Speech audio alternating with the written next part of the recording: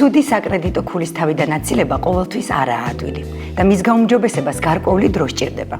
თუმცა რა ძირითადი სარგებლის მიღება შეგიძლია მაღალი ქულის დახმარებით? პირველი, დაბალი საპროცენტო განაკვეთი კრედიტზე. ზოგიერთი ტიპის სესხის პროცენტი პირდაპირ კავშირშია საკრედიტო ქულასთან.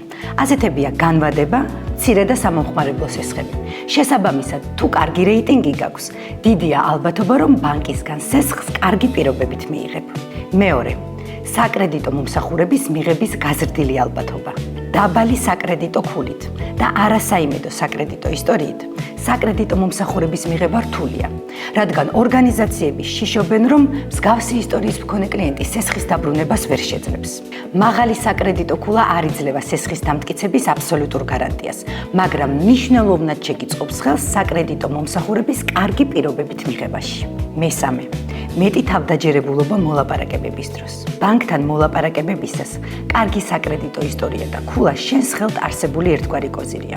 კრედიტორები მზად არიან საუკეთესო რეიტინგის მქონე კლიენტებს უკეთესი პირობების შესთავაზოთ. მეოთხე, კარგი საკრედიტო შეთავაზებებისა და მაღალი საკრედიტო ლიმიტების მიღება.